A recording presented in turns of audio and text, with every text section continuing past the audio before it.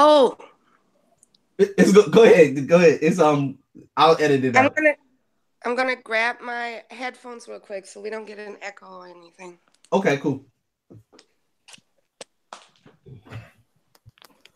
Yo, this is the saddest time of the year, vibe. Oh man. I'm struggling, dog. I mean, This little 2 months that I got, but before we start getting some semblance of preseason. Oh my god, I'm weak. my will is weak. My will is weak. I'm about to pick up these sticks and try to pretend like I play video games again. I can't take this. I'm watching track. Yeah, I mean, well, yeah. I mean, you gotta watch. Never mind. Yeah. But yeah, I'm watching track and field. Yeah, that was on all day yesterday too. I was like, oh man. Yeah, I can't. No basketball. I was watching Beat Shazam. Oh man. We're about to show Z Arachnophobia, y'all. Oh, that's a good one. Yeah, I'm about to get that, and then she never saw Beethoven. I don't know how, but okay, that's a good one too.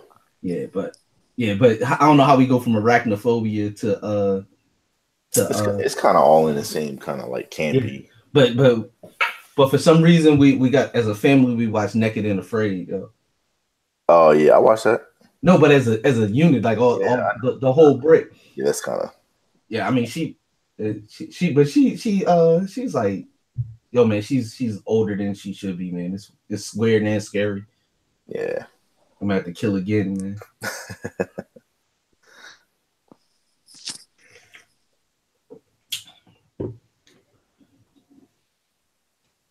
So as soon as Vanya come back, we're gonna rock. I'm here. Oh, okay. Are you ready?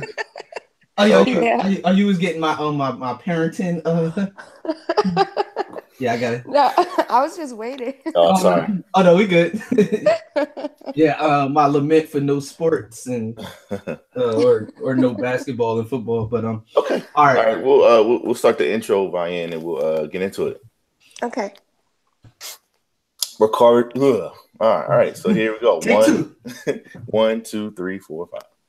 Recording live from somewhere. It is the world's famous TITT. It's home team in the motherfucking house, no question. That's right. It's Davis back with the Who. State your name, gangsta. Billmatic 365, aka a sad individual, man. We ain't got no sports. But we always got hip hop. No doubt. So, with that being the case, we're doing a special edition. We have a special guest, and when we say recording live from somewhere, we actually really mean that, man. Like, tell the people why that's so special right now. Hip hop is worldwide, man, and when we talk about lovers of hip hop, not only the music but the culture, and talking about really being an ambassador of that culture, sometimes we got to go outside the United States to actually really see the appreciation for it. As I guess gets all choked up with emotion about this dope intro, we ladies and gentlemen, straight from Berlin, without further ado, I still love her. .de, Miss Vanya. How you doing? Yes. I'm here. I'm good. I'm having a little coughing fit right now. I know. I thought you was all choked up with emotion because of the intro. Oh my God, you're gonna have to edit that out. Damn. No doubt, we got you. No, I was out all night smoking a little. My voice fucked up. What's a night on the town for a young lady? For a single young lady in Berlin. Well, it wasn't even that long of a night. Not like we usually do in Berlin, but I'm also getting older, so that's a whole nother thing. I had a friend visiting from Detroit. Oh, so, the Divas in the house. Yes. And I'm always happy when people from Detroit visit me because that's my second home. So it's like a piece from home coming here with me. But yeah, I took her out to a spot that I really like, and But we were both kind of tired, so we just had a couple drinks and called it a night around 2, which in Berlin, you don't usually call it a night until like 5 or 6. So, Wow. Okay. So you call it a morning then? Because especially in the summer, the sun comes out at like 4:30. So wow, you'll be leaving the club and it's like bright outside, and you're like, "What the fuck happened?" 4:30. Wow, that's ill. That's an ill feeling. Mm-hmm. So, like, what type of like spot did y'all go to? Like you said, it's a spot that you like. Like, what type of music they're playing there? Well, the spot we went to, we didn't go inside. It's like a little, so it's a club, but it's also a whole area. Hmm. It's like a African-based community space, kind of. Hmm. So they have a bunch of food places all outside. Then they have the club where they have events and also shows. They do a lot of hip hop shows, but they mainly do like dance hall events. Nice. And then they also have a little beach. Like it's not a real beach, but they are right on the water. So they put a bunch of sand there and they have like a beach bar. So it's a really dope space. And we didn't go inside. They had a dance hall event last night, but we just were out there chilling, having some drinks. That sounds dope. Yeah, that sounds fun. Yeah, it's really nice. There's always people from all over the world there hanging out. Some nice music, you know. Had some ice cream. It was nice. Put that on the list. What's the name of this place? It's called Yam, which is YAAM. Okay. Okay. Yeah. Yep. Ladies and gentlemen, put that on your list if you're ever in the area. Yeah, definitely. That's a Berlin must. Okay. Yep. Now, for our listeners, we do have some, obviously international and then some domestic here for US. Berlin / just Germany in general. It's kind of on the list, I guess, the destinations. People don't know as much about it as other places like here, like we know about like Italy and Spain and like the UK, France. yeah, and France. So Germany is kind of like a hidden gem sometimes. Yeah. Like I know people that go there and they kind of get low for a minute if they want to, just have a good time and do something different. So Rick G speaks highly of Germany when he's there in terms of just the love for hip hop. Oh yeah, definitely. And I think with Germany, if you want to come to Germany, you should definitely just go to Berlin. And like Berlin is its own little universe. Like nothing outside of Berlin and Germany is like Berlin. Like Berlin is so unique, and if you want to go anywhere in Germany, Berlin is a place to be. Like fuck Bavaria, don't think about going to the stupid Oktoberfest. Like no, come to Berlin. That's all you need. okay. But it's definitely, I mean, to me, it's the best city in the world. But Nice. I feel like that's how you should feel about where you live. Yeah, I mean that's a plus. Or at least be close to the city that you feel like is the greatest city in the world, so you can enjoy it. Yeah, definitely. Yeah. I was about to say, let's get into it. Okay. Yeah. For anybody that follows you online, I mean, they know that you're, definitely, obviously supporting the culture, a big, just influence in terms of what people look to for what's hot, what's fresh. Tell us about what you're kind of listening to. What's caught your eye in 2018? Well, I think 2018 is an amazing year for hip hop. Like Absolutely. we've already had so much dope shit dropping, and there's still like we're only in the beginning of June, so we still have 6 more months to go. And there's still so much dope shit on the list. Like, I mean, obviously that Pusha T was super dope. Fucking with that. Man, it's so hard with all these releases drop, and I'm kind of losing track of what came out this year. No doubt. I just know it was dope. Oh, J. Cole. I love that J. Cole. I think that was really awesome, and I love where he went with the subject matter. I think that's so important. What else dropped? What dropped this year? Royce. Yeah, Royce. I mean, but that's Royce. Like, you know, like people need to stop fucking sleeping on Royce. Like, tell him, man, you better recognize. Yeah, Sky Zoo, and I saw what you guys did. That was dope. Yeah, Sky Zoo. Sky Zoo is the homie, and Sky Zoo dropped a very dope project. That shit was dope. Yeah, that's one of our mutual homies because he's rocked with you. He's rocked with us a couple times. Yeah, definitely. And he's doing big things. Out in Big Willie things. Yeah. Yeah, I saw that. I was like, okay. Yeah, that's a different type of bag. Yep. I'm like, go Scott. We have those projects that came out. The whole good music family fiasco things that happened. Yeah. Let's get your opinion on that. So you mentioned Pusha, but you didn't mention Mr. West. Why not?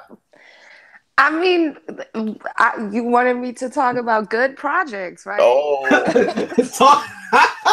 literally good. I got you.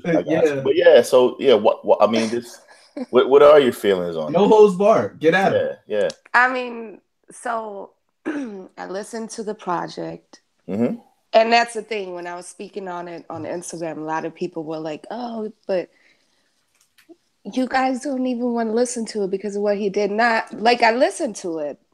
I'm going to listen to everything, no matter how I feel personally about a person. But I thought it was like hot garbage. You know, like worse than Yeezus? Yeah, I actually liked Yeezus. I like that one. Okay, that didn't resonate with a lot of people. So not with me. Yeah, I know. And the thing is, my taste in hip hop is very versatile. Like I like a lot of different type of rap music, and I appreciated in the past when Kanye was doing, some out the box type shit. But this one. Somebody said it sounds like he made ultralight beams 7 times over. And it really does. And to me, like, as far as his raps went and his, like, the shit he was talking about, I was just like, man, just shut the fuck up. Like, it just seemed kind of lazy. A lot of shit he was saying I just can't rock with. Like,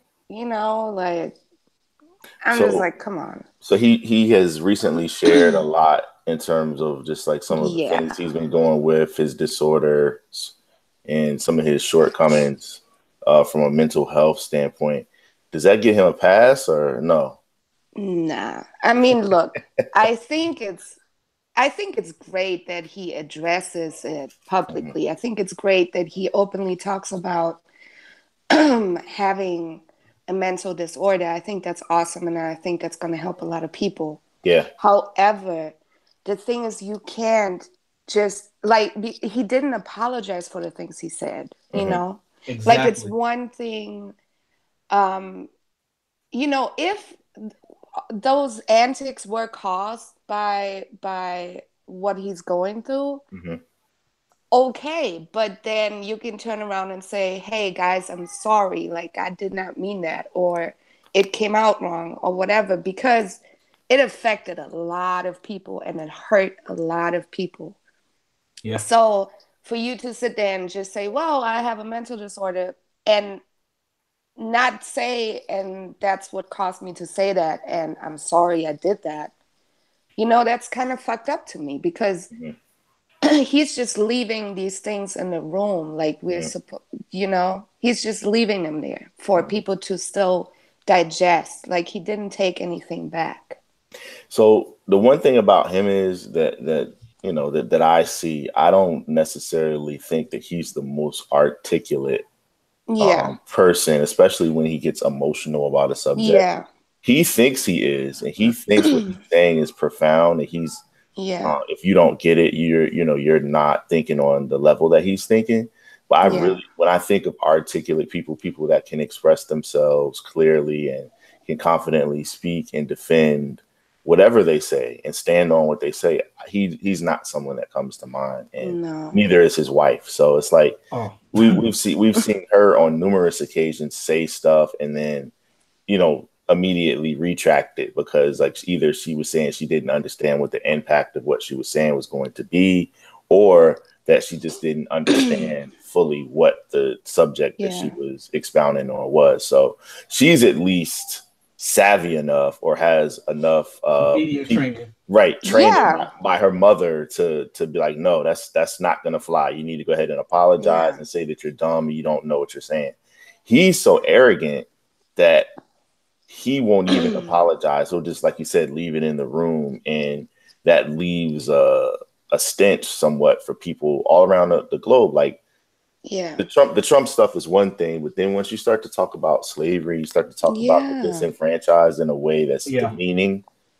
You know, that's an elephant in the room that you can't just, you know, sweep behind the rug. Yeah, you can't unpeel the onion, as the saying goes. And to both of your points, when you're speaking, you have to have a certain balance between emotion and intellect. And I think he lets the emotional scale go all the way to 100, and that intellect scale never creeps up. So that's why you get the kind of responses and the lack of empathy that you get in the responses when he does hurt so many people, mainly because the people were supporters and fans of his, myself included, and the three of us included, where we were all fans of his music and to some extent him as a person. But this, man, is I think the lack of empathy or even acknowledgement of what he's saying is wrong is the part that's more disheartening and upsetting than anything. Yeah. I look at it like this. I'm sorry. I look at it like this, so he speaks to a certain type of people more than he just speaks to the crowd. So I know he wants to get like the frat boys and the trust fund babies. I know he wants to speak to them, but when he originally started, he was speaking to us, and that's hip hop lovers. And what he essentially did with his statements here lately was I liken him to like a restaurant owner, right? And he had a restaurant that was specifically for people that loved hip hop. And then he wanted to start a chain of those so that he could get more popularity and bring that to other people, which he did throughout the course of his career. Where he's at in this stage now, he has one of the most popular restaurant chains in the world. So people have enjoyed everything that he's been able to put out there on the table for years now. But now he's at the point where he's just like, yeah, you know, man, I spit in all the hip hop lovers' food. So yeah. So when I open this new restaurant, you know, I want everybody to come out. And it's like, your Kanye impression at some point. Thank you. I do get Jay-Z too, by the way. But no, like that's how I felt. The whole throne. Right. But I felt like he's like, all right, come to my new restaurant. And then when the restaurant was open, then he's expecting us to come in there and being like, well, wait, are you saying that you still spinning your food for hip hop hoppers or not? And he's like, don't worry about that. Just listen to the music. It's like, no, I can't partake in anything that you have going on until you address the fact that you just said that you spit in the food. Do you or do you not? And he's like, let's move on from that. And that's not acceptable. You got to address that first before we can. Great analogy. You know, like before we even have another conversation. And the trust fund babies and the frat boys, they don't have that same feeling that they have because he didn't alienate them. Yeah, they don't give a fuck. Yeah, so he's just like, they're just like, whatever, it's Kanye. Like, and most of them are oblivious to it because it never affected them to begin with. Exactly. Yeah. But you know, my thing with Kanye is so I'm a Gemini too. So, like, on some levels, like, I relate to him, and on some levels, I just see through his stuff, like, I see him because I know how we operate. So, so for a very long time, up until very recently, I believe that even though the way he's communicating things is completely fucked up, I thought that his intentions at least were good. Mm-hmm. I believe the intentions below all of that shit were good. So I was trying to be like, okay, like, let's get to the real Kanye here. Mm-hmm. But then when the shit went down with Rhymefest, I was like, yeah, that's all right, so nah, so you just on some bullshit and you just care about yourself. And yeah, it's a complete lack of empathy. So now I can't fuck with you anymore.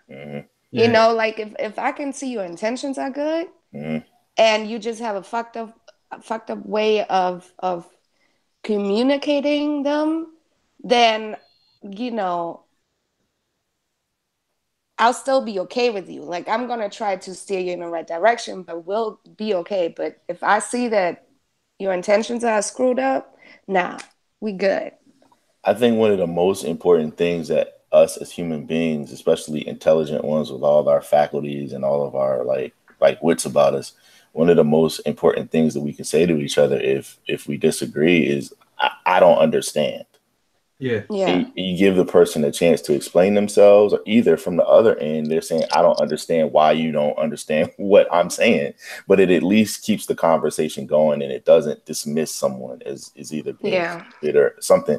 And I just think even in the music that, he's not even saying, I don't understand this. He's saying, no, I'm an authority and F you if you don't mess with what I'm saying. So, and the crazy part is, regardless of all that, the numbers come back and it's streaming. It's number one on Spotify. Yep. It's number one. So all the people that said, "Oh, I'm not fucking with him no more," or somebody's fucking with him. I think even with us, though, I think he has earned at least for us to just peek in and just make sure. Like, I had to make sure. I only listened to it literally once, and I wanted to just hear what he was saying. I listened to it, and then I said, okay, all right, well. But for what we do, I mean, it's almost like we have to listen to it so we can talk about it.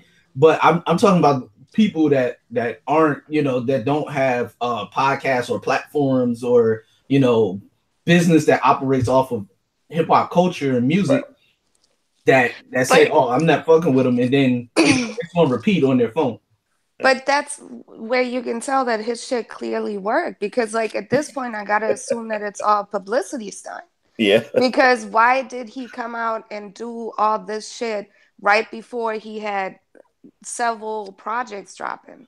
Part of the rollout. Like, right before, because this whole time he was quiet, he wasn't doing shit, and right before. He's announcing these projects. He's doing all this. Yeah, so he doesn't have to do that. That's the crazy part. And the crazy part that they've been tracking, every time he has something going on or about to have something going on, Kim gets naked for a magazine. It's a weird. If you go back and look, the last time she did it was she posted some new pictures on Instagram or whatever. When Pablo came out. She did that magazine. Yeah, I remember. Yeah. And then he had something else coming out of Yeezy season, whatever the fuck. And she posted the pictures that on Instagram of her topless. So it's a thing. So when she did it this time, we knew that music was coming, and and then all this other shit rolled out behind it. But that is the West Kardashian clan. That's seems to be their strategy. Yeah, as it is right now. To the Cudi and Kanye project yet? I listened to it one time yesterday. I think it's much better than Ye, but that's not hard. The bar was very, very low. Yeah. It was underground. Right. Can I ask both of you guys? What is the appeal of Kid Cudi? Because I don't get it. I never got it. I was never a fan. And I talked to people specifically people younger than myself, and they love dude. Like, and I'm just like, he can't sing, but people love to hear him sing. Mm-hmm. I mean, for me, it's not 100% my taste. So I listened to the project and I think it's a very good project. I'm probably not going to be listening to it a lot because it's not my taste. Also with Cuddy, like there are a few songs of his that I really like, but other than that, I never got into him. I respect him as a person a lot. Like I love the message that he conveys to the youth. I think that's great. Um, so I want to be supportive of him. Like his music Gotcha. is not really mine, but I think a lot of his fans are young, right? So his music is very emotional and very also kind of punk rockish in a way. Yep. Gotcha. And that, that taps into what the youth likes. That's like when you're in that stage where you don't really know yourself. You don't know what the fuck is going on. You're trying to figure out life.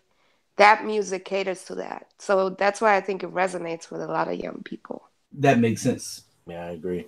Yeah, some of his subject matter and the things that he talks about, like being a loner, being a stoner, being someone that people don't understand, but yet still wanting to fit in, like Vanya was saying, it really does resonate with people that are trying to find themselves. And also, like, he still is looked at as a cool figure, even though he has all of these things going on. And, he's talked about struggling with addiction, struggling with depression. So there's a particular section of people that can totally relate with that, whether they're young or old. And then, he has a track record now, or a catalog of music that people can play that they can, just go back to, Gotcha. And, so yeah, I think he's built his brand and he's built his catalog to the point where now that he has a loyal legion of fans that can, just get behind his music like that. Like, I know he has maybe 7 or 8 joints that I could probably put into a playlist and really enjoy. Other than that, it's some of the album cuts and stuff like that I can't get into. But yeah, like I understand the talent and I see the talent. I guess maybe I just don't connect with the music, maybe because I'm not in that space that his listeners that his music speaks to. Yeah. Yeah, man. So the next good project is Nas, correct? Yeah, next Friday. Yeah. 7 songs. What do you guys expect? I'm just hoping for the best. Oh, hey man, I have nothing but hope, man, because that's my guy.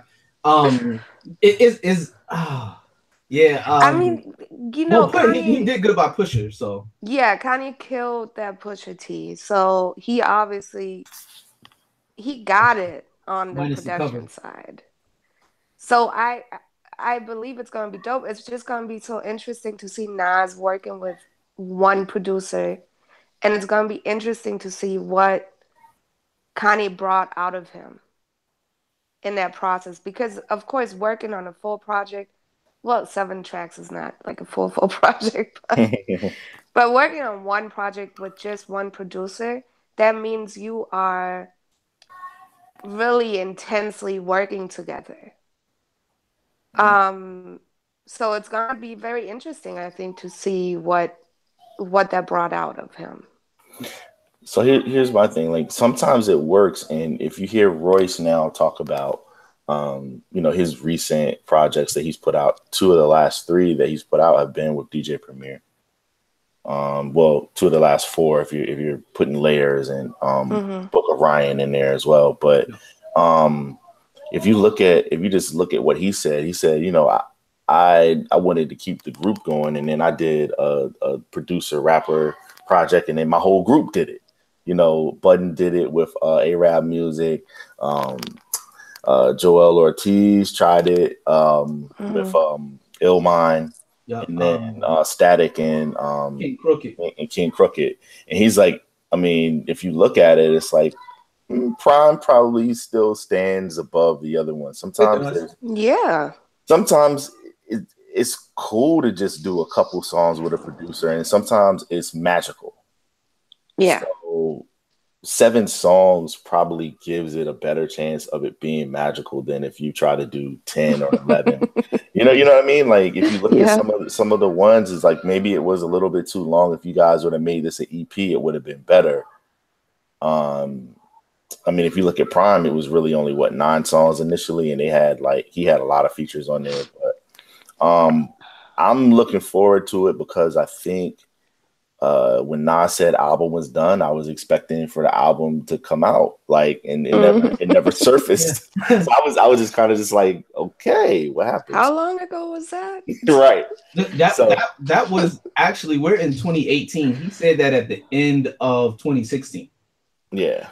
I mean, it's reaching detox status. Exactly.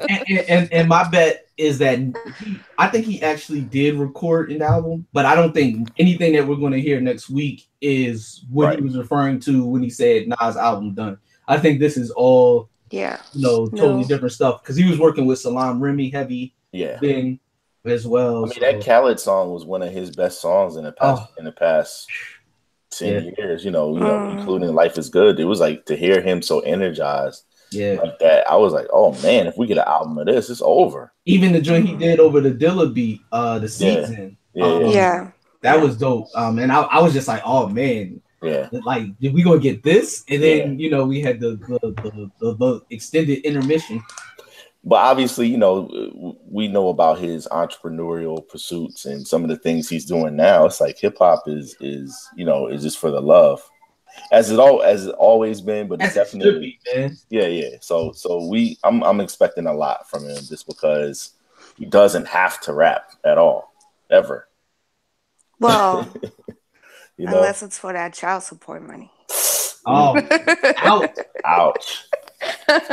He got a decade plus to cover. Well, he might open up a golden chick over there in Berlin, so be on the lookout. A what?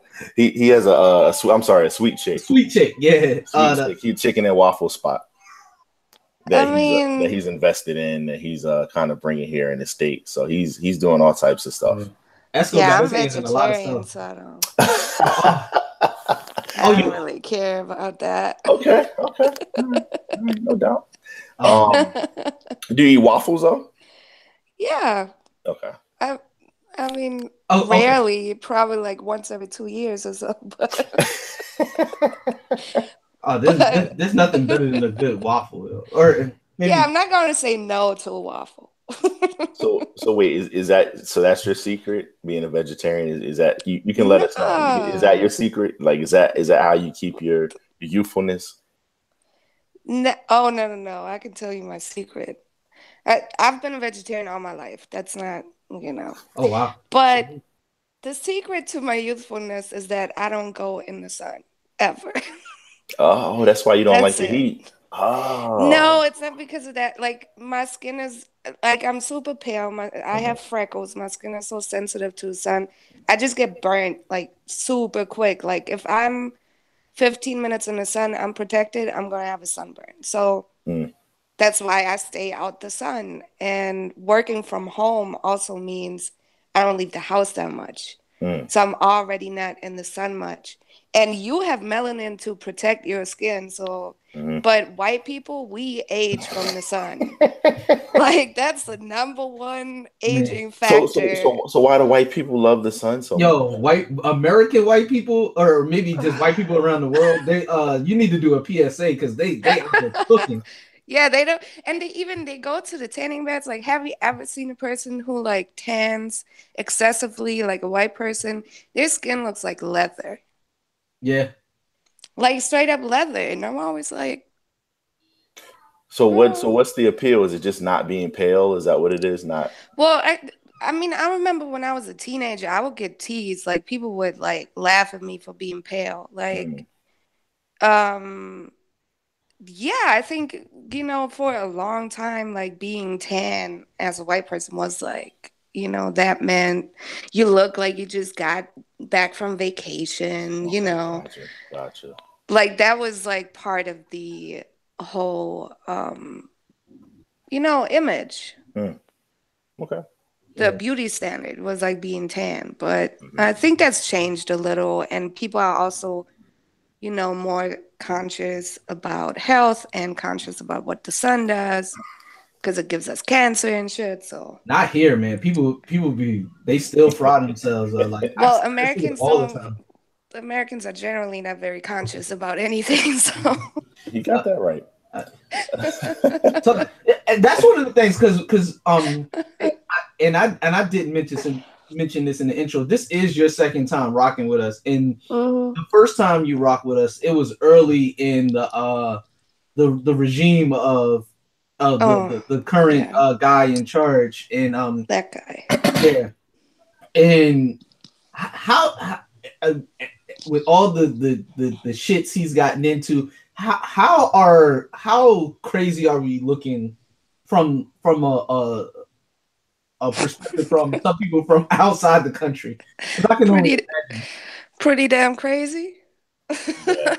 I mean, but it's not only Trump. It's like the police brutality, it's the mass shootings, is that Hmm. y'all don't want to give up y'all guns. Like, Hmm. it's so many things where people just look at it like, what, what I, the fuck are y'all doing over there? but I guess my other question and my do people in other countries and I know you don't speak for the entire rest of the world, but do do Don't people I? do people look at him like are there other people that be like, yeah, he has a point, or are there? No. Oh, great, that's good to know. That's very No. refreshing to know. Because it may sound weird, but like we are currently surrounded, and Phil says it all the time. Like, just imagine like a group of people that you knew felt a certain type of way, but they didn't let you Yeah. know. Now Yeah. they feel like they can just let us know at any Oh given yeah. point. You know, like Yeah, they be Yeah. like, dude is here. And he never does anything to piss off the people that support him ever. Like there used to be stuff that Obama would say or do, and Yeah. I would be like, I wish he didn't say that. yeah, Man, yo, Yeah. Trump never ever like said like even with the mass shootings, he's like, man, and Yeah. he's like, oh man, that's a tragedy. But what about guns? He's like, that's not the problem. yeah. It's like, well, It's never the guns. yeah, it's never the guns, it's never the police, it's never it's always he sticks to his like plan, he sticks to the script better than anybody that I've seen. And I've always said like anybody that's 100%, one way all the time, like they're more than likely wrong a lot of the times. Yeah. Like you can't just be one way all the time. Like their life has like ebbs and flows. Especially when it affects so many people and it literally affects lives. Yeah. Yeah. And um it also affects people outside of the United States. Like it affects the whole world, the shit Hmm. he's doing. Hmm. And that's Yeah. what's so terrible about it. It's like, So do y'all see the distractions that he put, like when he's like beefing with like basketball players and like the NFL and stuff like that? Like, do y'all see that stuff too? I mean, I do. I don't know about other Germans. I think that what we get in the news about Trump Hmm. over here in German news is obviously limited. They're not Hmm. gonna report on everything he does. Right. Um, But a lot of that is hip hop culture. So you get in like, like for all intents and purposes, like LeBron James, like he's hip hop culture. You yeah, know? I mean, me personally, I Yeah. see all that shit. Right. I don't think all of Germans do. Right. Because then also you got to think about like football Hmm. and like all these sports that's people here don't really care about those. Right. So that whole culture is not really relevant to people over here. Hmm. And then also I think for a lot of Germans or Europeans in general, a lot of them don't have the background information about the oppression of Black people in the United States and the history of the oppression of Black people. Wow. That's a major key. Yeah, like people know that there was slavery, but I think they don't know the depth of it because, you know, people here are busy getting taught about our fucked up shit that we did. Right. So, and it took me a while to learn all the layers of it too, because you really gotta, you know, dive into it and learn this shit. So I think for people over here, I doubt that many people hear about the whole thing with the national anthem and the kneeling, but they were probably like, huh? You know, because you have a level of patriotism in the United States that is unmatched. Like over here, people are not really patriotic at all because, especially Germans, for us, it's like after what happened with Hitler and the Nazis, being patriotic is not a thing because it's being associated with Nazis. Mm-hmm. So we don't do that. We don't have flags outside our shit. Like, we are not patriotic at all. We are taught that if you like are proud to be a German, that means you're a Nazi, pretty much. So that's why we can't relate to that. Yeah, and here, after all the 400 years of oppression, America tripled down on the patriotism, like, and tried to justify it. There's still where I live, there's still flags that fly from Confederate flags that still fly. I can go around the corner from my house. There's one right in front of a house, around the corner where I live. That's crazy. Yeah, and it's almost to the point where it's just like, because it's so. I mean, seriously. I mean, I know what it means and what it represents, but it's so embedded that. And there's so many bigger issues than what that flag really represents, than trying to explain it, then it's not even worth the issue. But one thing I did want to say, for anybody that does want to get an idea of the issues that face Black Americans or just minorities in general, there's a very, very dope mini doc on Netflix called Explained.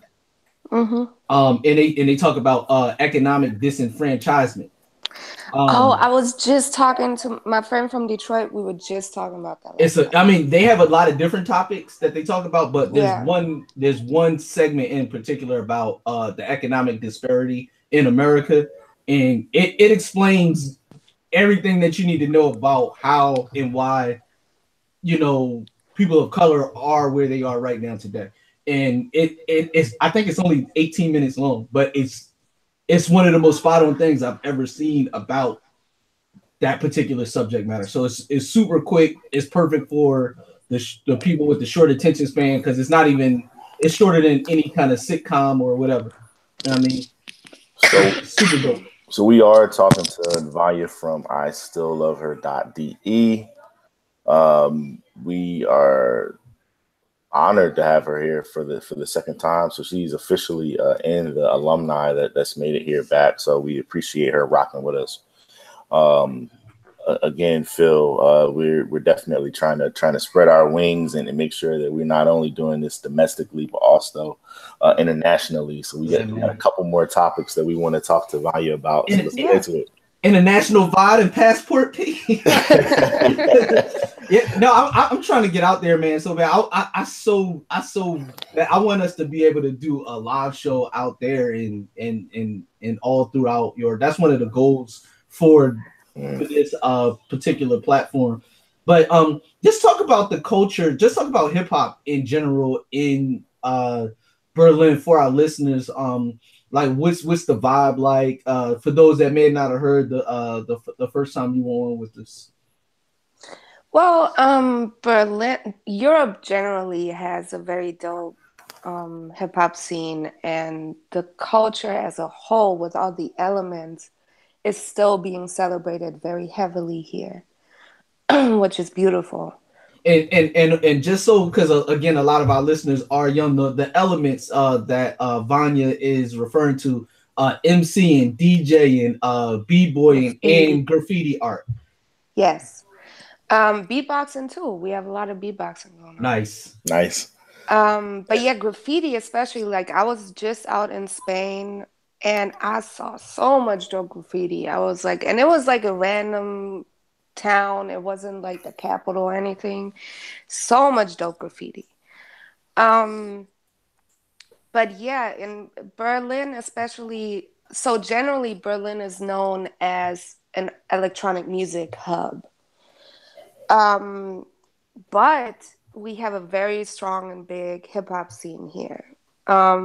Basically, like if you want to find anything to go to, like a show or an event, you can go out almost every night of the week. There's always something going on. Nice.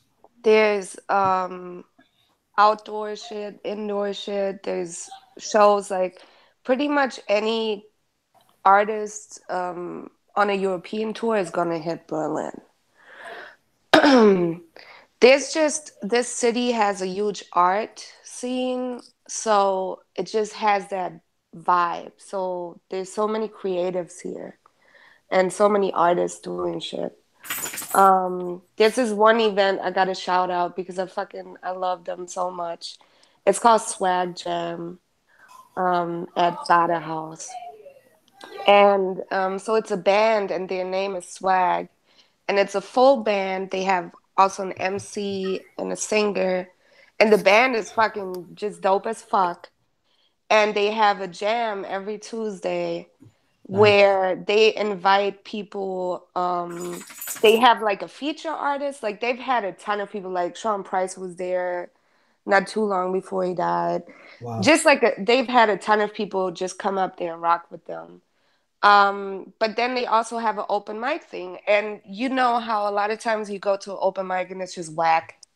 Like, it's just a bunch of whack people. You're just sitting there like, what the fuck is this? But at Swag Jam, I've never seen anyone whack. Like, it's always been super dope. And they just jam with the band. It's just like freestyling and they just vibe together. And it's so fucking amazing. Like, I'm so proud of those guys. They've been doing it for so long. And every time I go, I'm just blown away. And so my friend from Detroit, she's a singer, and she did some stuff with them, and it was, oh my God, it was amazing. That's really cool. Yeah. That's dope. But yeah, Berlin is really. That's dope. I would love to see that, like see like video of that. Have you posted video of them? I had well, every time I go, I post something on my IG story. When I was there with my friend, I posted a little video of her on my story. I have to check that out. Yeah, or you can just I think it's their Instagram, it's like official swag or swag official or swag band official, something like that. They have videos up there from their sessions. But yeah, it's a good example of Berlin, of the Berlin culture. Because it's just very lively here and very free. That's what Berlin is. It's just free. It sounds like a beautiful place, man. Yo, it's my favorite place in the world. And not because I live here. It's just, I've never been anywhere that I love more than Berlin. and then second is Detroit. Yeah. And it's not, I mean, if you've ever been to Detroit, it's a very rough place. I mean, not so much anymore, I hear, because it's very gentrified now. Mm-hmm. That's a lot of the big cities. I mean, there's still parts, I mean, if you go too far, whatever direction, you're gonna bump into the hood. But yeah, a lot of major cities, gentrification is top priority. Yeah. It's just crazy to hear because so the last time I was in Detroit, I think it was 4 years ago. And before that, I was going every year. Like I was there all the time. And the last time I was there, the gentrification was just starting. Like they had an ice skating rink downtown. I was like, what the fuck is this? and all of a sudden there were a bunch of white people downtown. I was like, what's happening? So that's when it started. That's hilarious. But yeah, that's like an ice skating rink. the perfect example that like is probably Brooklyn, man, because like anybody that listens to the music from the 90s wouldn't even believe that that's the same place. Yeah. Like so it's just like, yo, like old Brooklyn, not this new shit. Like a spoof. Yeah, so or like the last OG kind of frames that frames that scenario extremely well. Yeah. I want to talk about we talked about this when you were on here initially, but I want to talk about your merchandise again, and you inspire us with some of the things that you have out there. Queen of the Aux court. They're available for purchase. One of the best articles of clothing that I've seen. One of the best pieces you have is the MC shirt. So it says female, and then it has that crossed out, and it just has just plain MC. Period. With a period. Period. Yeah. Where we are now, one of the best things that we've seen out of probably the last 18 months, and if you go a little bit further, maybe the past 3 years with the emergence of the the Dage Loafs, the LaKaylee 47s, the Tierra Wax. Like there's a lot of female MCs or just ladies that rap. Let's just say that. But that are coming out. But Rhapsody, had a banner year last year. With her album coming Big out. Ups to her. For sure. Like nominated for two Grammys. And if you take gender out of it, like it really is one of the best MCs in the world, period. Absolutely. Talk to us a little bit about that. Like, how do you feel? Like, like we have like the BET Hip Hop Awards or the BET Awards. Like, I think Nicki Minaj had won like 6 or 7 in a row. Now, it's not such a landslide anymore. It's actually like a competitive, like, like sport a little bit. Yeah, field, exactly. Yeah. Talk to us about that. Like, how does it feel to have ladies' voices out there a little bit more prominently? I mean, I think it's absolutely beautiful, and I love seeing so many young ladies coming out now.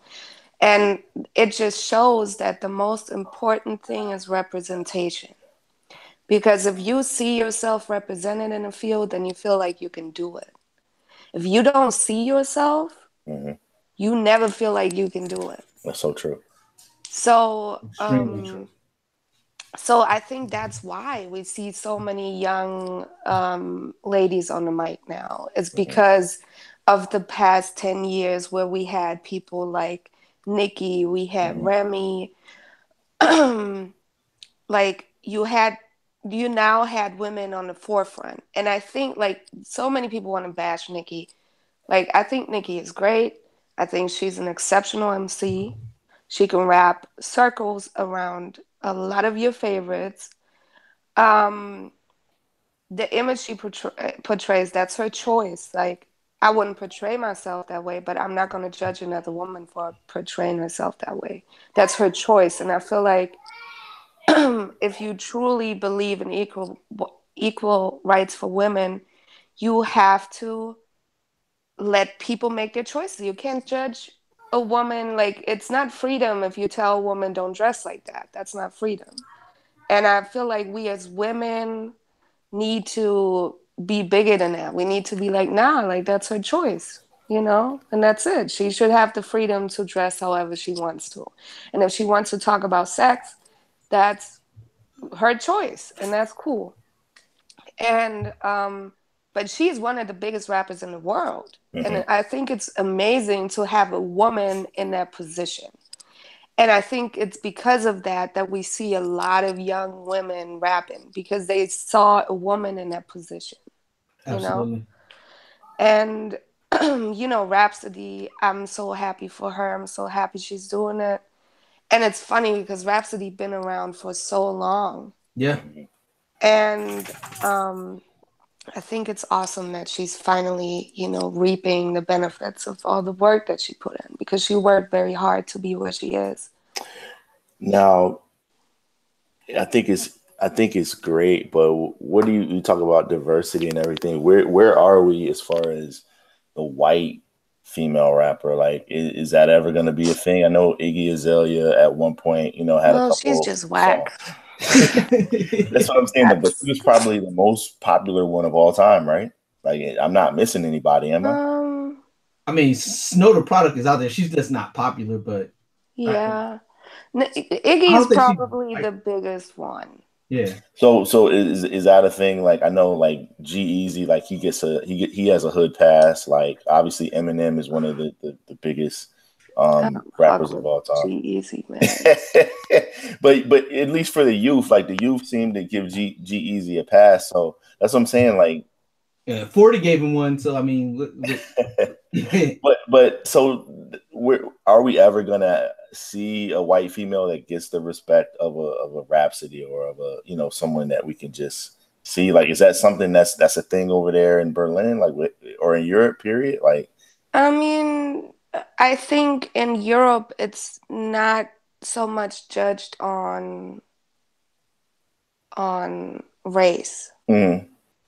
Because it's Europe, so you have people from all kinds of different places. So it's not really a conversation of, is this a white MC or a black MC, I mean, we have all kinds of female rappers over here now, We have black German rappers that are ladies.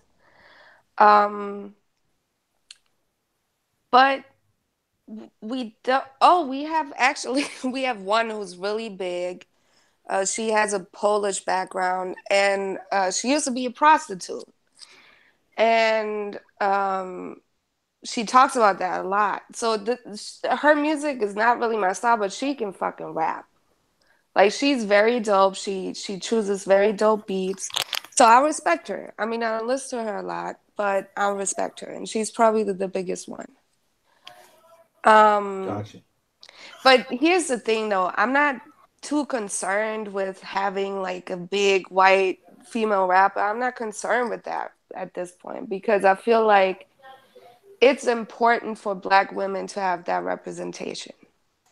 I think it's way more important for black women to have that representation than for white women. So I'm happy. Like, I feel like, it's perfectly fine for white women to have the back seat on this one. It's not important. Well, that's it. Yeah. I mean, that's great to hear. I mean, just that take on it. We don't normally get the chance to kind of ask someone of your stature or something like that. It's just not a thing, and yeah. I mean, I don't care either way. As long as you're dope, it doesn't matter to me. But it's always struck me as interesting whenever you see, someone that tries to, just get into that lane. And I know how difficult it already is for ladies. So the more the merrier, But yeah, definitely, if we can get. And we Phil and I have had this conversation. Let's push it over here a little bit. Like, we have a really good friend. He's my cousin. He's a friend of the show. He's a good friend of Phil's, and he's a hip hop purist to an extent. Like he.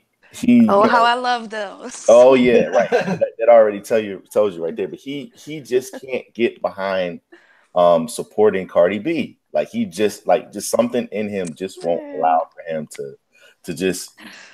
I'm not even asking for him to say that she's dope, but I at least want for him to just acknowledge that she's doing her thing. She's doing her thing. Exactly. Let that girl live. He's like, she should never be touching a mic. I'm like, that's irrelevant what you think. Like, why would you say that? He's just like, listen to her. I'm like, I am. But I kind of get the whole purist thing, but that doesn't relate to everybody. No, and she's not saying anything that not like 100 male rappers have said. So you're gonna tell them to never touch a mic?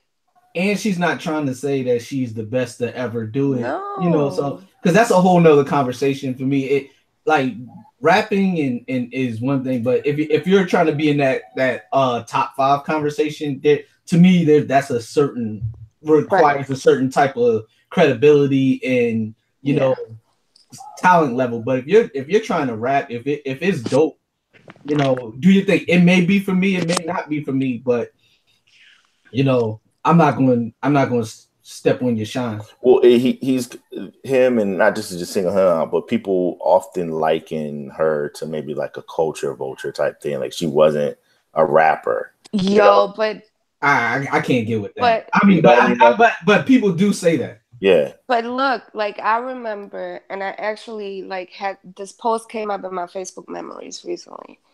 So like 5 years ago, I posted a video of a Cardi B song, and I was like, yo, like she can actually rap. She has the voice and she has the flow. And people were all in the comments like, what the fuck are you talking about? I'm like, yo, like this song as a finished song is not a great song, but her voice is dope and her flow is dope. So I'm sure we will see more of her. And that's exactly what happened. She's been doing this shit for a long time. She's probably, I think the problem that purists have is that, so we come from a generation, and also the generation before us, because I'm in my 30s. So my generation and those that are in their 40s now, they come from a place where you lived hip hop culture from early on, from like the age of like as early as 10 years old, you lived the culture and you were fully immersed in the culture, and then you picked up one of the elements and you know, you honed your craft. That's what we are used to. I like that. You're right.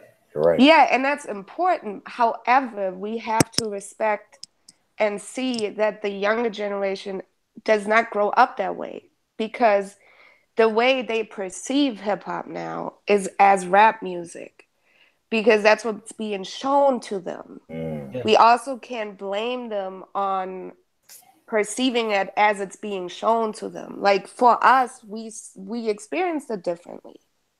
So to them, it's a music. For them, it's not really a full culture anymore.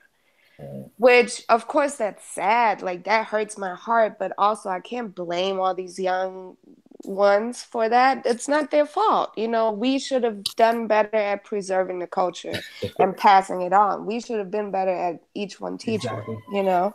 They do a lot of things unbeknownst to themselves too. Like in terms of like they it's like as far as the elements, like not to downgrade some of that, but like for example, like they do things that we weren't able to do so easily. Like make a playlist that has like you know, like just all your favorite rappers and just have it in your pocket. Like that's a form of DJing a little bit, like not DJing, obviously definitely not that at all, but it's a form of it. Like at least it's a component of what a DJ would normally have to do with his records. So they do a lot of things that are elements, but they just don't even know it. It's just so commonplace. It's so easy to them that they don't even think about it, you know? Yeah. And so I think that when we see like the younger generation, when you see rappers from that generation coming up, and you know, people can say, oh, but she just started doing this, like she's not in the culture, but that's just the way their generation is coming up. And I'm not gonna fault someone for, I mean, if she likes to rap and she's good at it, how the fuck I'm gonna be mad? Exactly. And then one of the things that I find a lot when people bring up culture, when it's somebody that they don't really rock with, that's when culture's never a thing until it's somebody, they're not part of the culture, they're not doing it for the love. When the last time you put up a in the end burner or back then, like that part of it always cracks me up. Like, when was the last time you bombed a train? Yeah, exactly. Try that now. Yeah, especially here, man. Try any of those type maneuvers. It'll be a long day for you. It's definitely frowned upon in this establishment. To your point, culture. Some of the elements were kind of legislated out of the mainstream. First of all, companies realized there was a lot of money to be made on the music of it, and then graffiti was you might as well been packing AK-47s if you were a graffiti artist. They literally treated you as if you were you know, a terrorist if you had a spray can. And as far as the dance, it became so gentrified, for lack of a better term, that it almost became corny to break dance at some point. If you weren't if you weren't rock steady or one of them, like after breaking 8 or whatever the breaking movie were, and then you start seeing it pop up in Chex commercials, and it's like, oh, come on, man. And so I think they kind of legislated those out and advertised those elements out and stripped it away, fracked it, if you will, and to a point where it became just the music. And that was like the last viable thing. And then they tried to do that to the music, and you know, we're here now where we have segments and all that. And but so that's such an interesting point you're making, like thinking about that, because yeah, absolutely. Like when we came up, we saw these elements just as part of hip hop. We didn't see them anywhere else.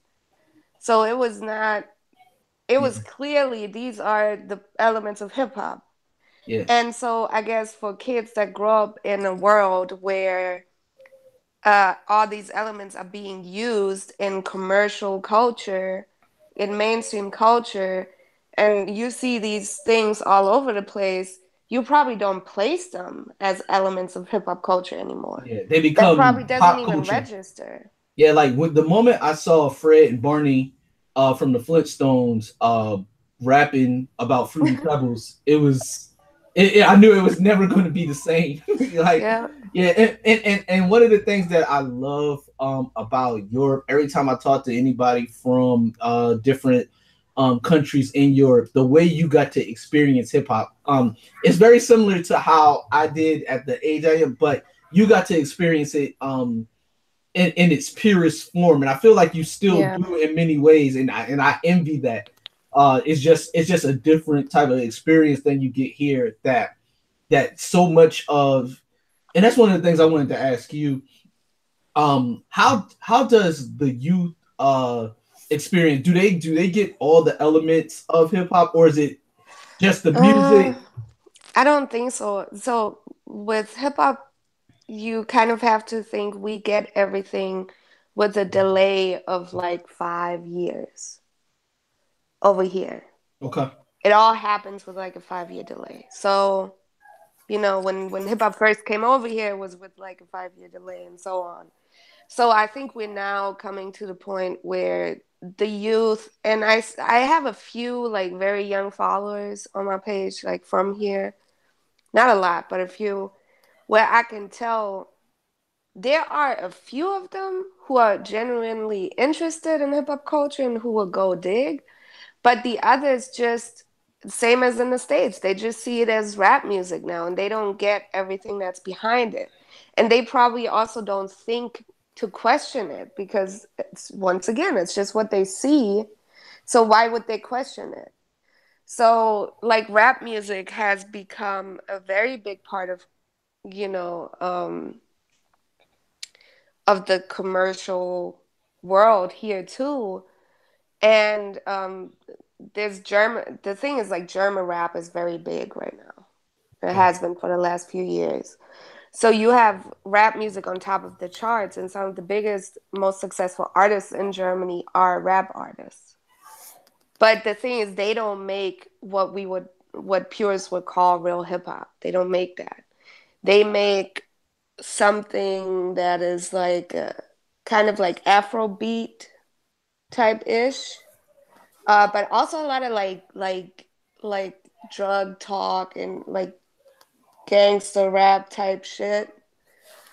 So the youth is coming up with that, and they also don't see the full culture anymore. So I think that's a universal problem. Got you.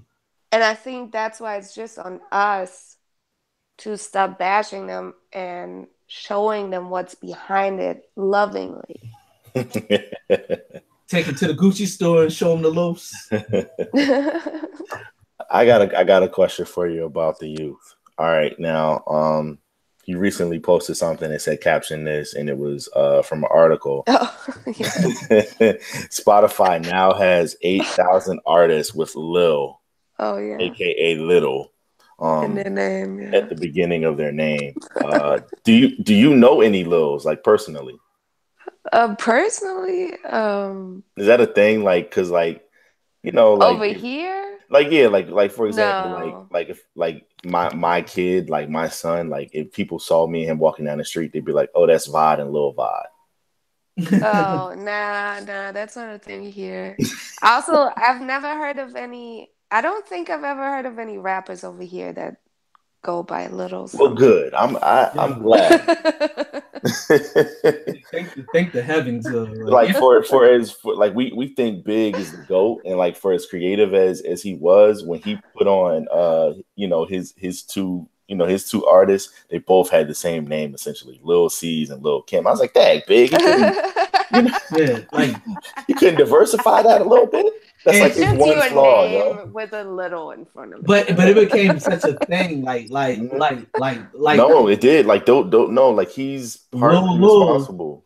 Like it's like little littles. Yeah, is a thing. Like there's a MC Little Littles. Yeah. And obviously in the South it was a thing. The one thing I did like was when he started to use Young instead of Lil. I thought that was always cool. Like, Young was cool. But now everybody's young. But now everybody's young. Even the old niggas is young.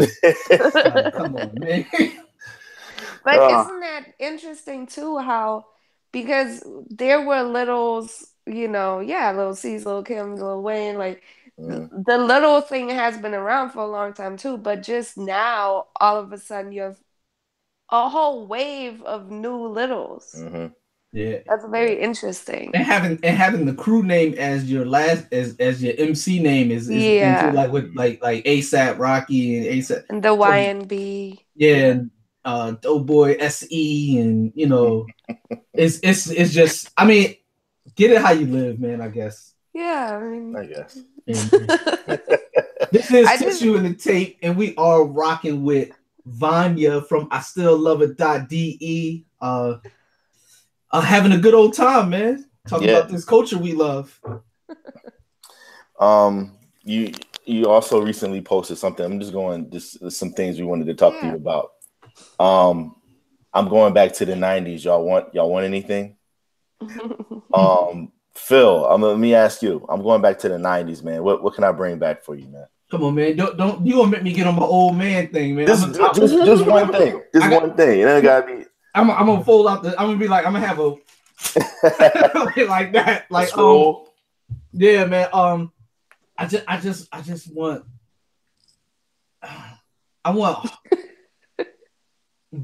like variety. All right, that's the best way I can put it. Like on a mainstream scale, like where I could turn on the radio and I could hear, I could hear Sky Zoo, I could hear Nicki Minaj, I could hear Jay-Z, and then I could hear Rakim. I want to just hear variety, like we once had. So-called hip hop hit stations and whatnot.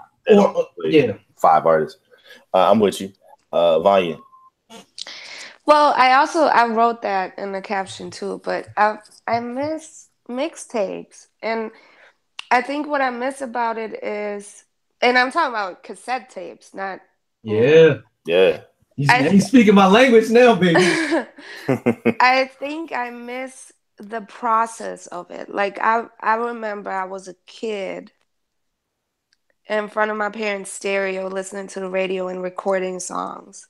And that shit was like tedious as fuck. No doubt. Because like you have to like press the record button at the right time, then you got to stop it at the right time. You got to listen the whole time and wait for the song to stop. Don't fall asleep. Yep. And it was just such a process that made you, I mean, honestly, thinking about it, it made you be in the moment.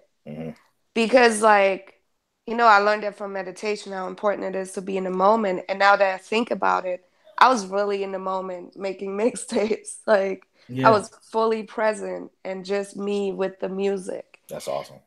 And I think that's just a beautiful process, and it teaches you how to appreciate music fully. And with the oversaturation these days and the easy access, I think a lot of people have lost the true appreciation for music. And so I miss that. I miss that process. Yeah. You're like mix tapes, like not just like, oh, yo, listen to my mixtape. Like, no. No. Mix tapes. Yeah. Let's emphasize that. So I'm with you on that for sure. Yeah. I guess if I was to have you guys bring me something back, it probably would just be the like some of the posse cuts, like the camaraderie. I think collaborations do still happen, but they don't happen in the manner, in the way that we, some of the classic forms that we were exposed to. And they don't have the same impact. They don't have the same, right? They're very disingenuous too. It's like very, very forced and designed, and you gotta sign a treaty before you gotta lay out all your rules. Yeah. Y'all can't wear the same colors. I just miss that. Just having multiple dope MCs collaborate together. I think that's the main thing, and I think it does happen to where we do get moments where Pharoah Monch is doing a joint with Black Thought, where Styles P is doing a joint with Joe Budden, and et cetera, et cetera. We have had that over the past few years, but I'm just saying, just those even now, like on Summer on Lock, on Book of Ryan. Yeah. Like when you looked at the names, I already knew. I was like, okay, so the verses will be cool, but we'll see. And when I hit play on it, I was like, it's okay. Pusher on the hook, Jada, Fab, Royce. Okay, it's cool, but it wasn't that though.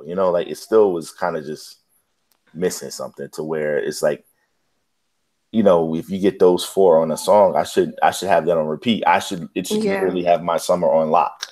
And just that feeling is missing. So that's what I mean. If I could have one bonus one, I would say no, I can't.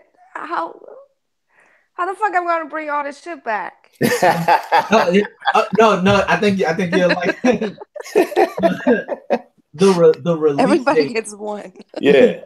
I'm greedy, man. The release date, that's one thing I can't say about these Kanye these things, like him announcing this well in advance and saying like, on this day we're gonna drop this. Oh man, you got to give him props for that. Yeah, and actually doing it, I can't even front. I was, because when he first said, I was like, there's no way all of those are coming out. But true to his word, it was for Pusher. It was May 21st. We were like, that's not happening. Yeah, that's not coming out. We were like, that's not coming out on Friday. No way.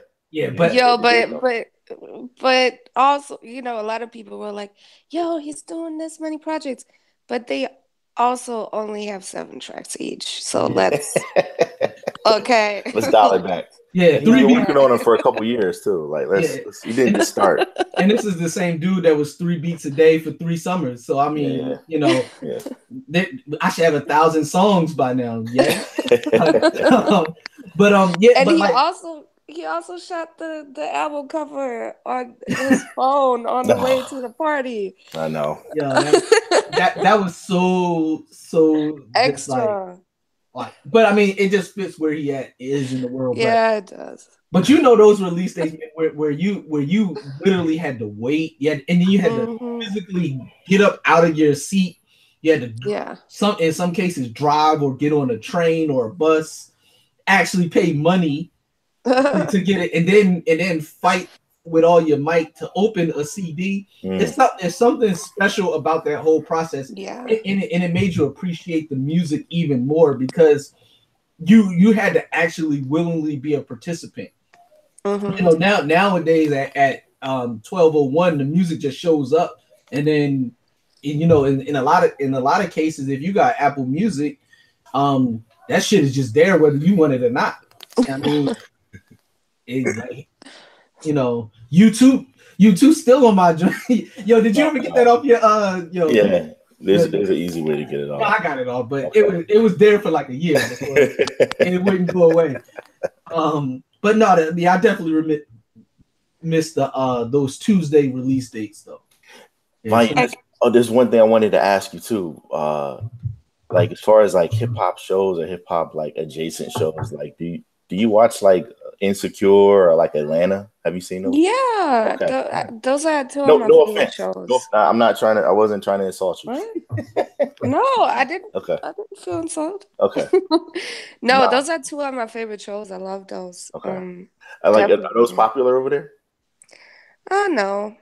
That's just like so the thing is you can't judge like Germany or Germans based on me because Gotcha.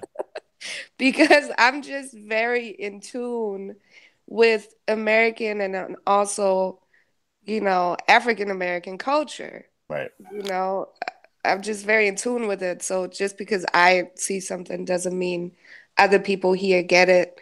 I think the thing is that with a show like Insecure or that carries a lot of notions about Black culture, most Germans wouldn't get those things naturally because they don't see it over here. So I remember like Chappelle Show, right? So Chappelle Show will be on over here on two channels, one on MTV and then one on Comedy Central. And on MTV, they actually dubbed it, like um they had German. Oh no! Like yeah, the voiceover? it was.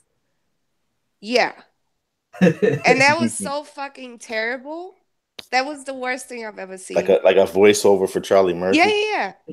Everything. It was just in German with German voices. Blah blah blah. On MTV, they had German subtitles, but it was original. Wait, would the German dub be trying to talk like Charlie Murphy though? Like, man, I walked into the spot. Well, not really. Like it depends on how much money they paid for them. Because like they do that with movies too, right? And so with movies, they try to have the voice more like the original voice. But with like productions like that, no. So I think I would love to see that. Just me too. Just from a comedian. It's so bad. But so what I realized then watching that was that, and a lot of with stand-up comedy too, like when I watch stand-up with my friends and they want the subtitles on, I'll be reading the subtitles sometimes. And I'm like, a lot of the jokes don't translate. And so, because the thing is like, if to understand like comedy by a Black American, you gotta kind of know the culture a bit, or otherwise you're just gonna be completely lost. You're not gonna catch a lot of the jokes. You're not gonna get it. It won't make sense to you. So I think it's the same with shows like Insecure in Atlanta, that to people over here, they have no insight into that culture, so they wouldn't get a lot of the shit. Yeah. Gotcha. So I know you're an extremely busy lady, so we're not going to hold you too much longer. I did want to ask you about one thing though before we get out of here.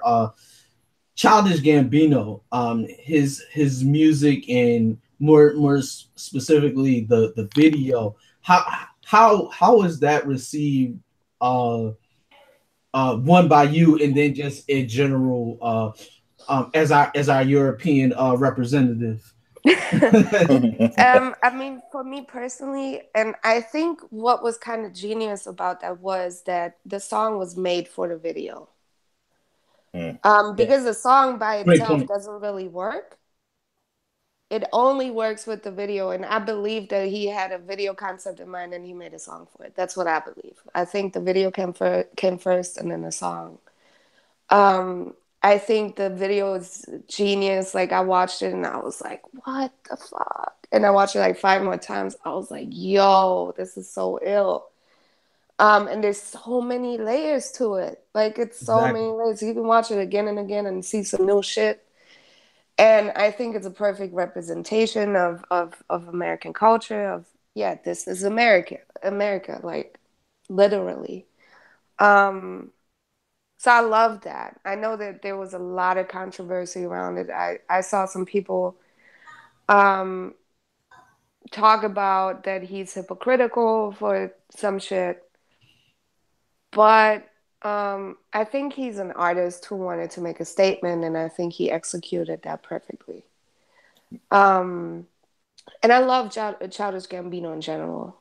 Like, just watching Atlanta, like, you can't deny his talent. Like, no way. He's one of the most talented people in the business. Absolutely.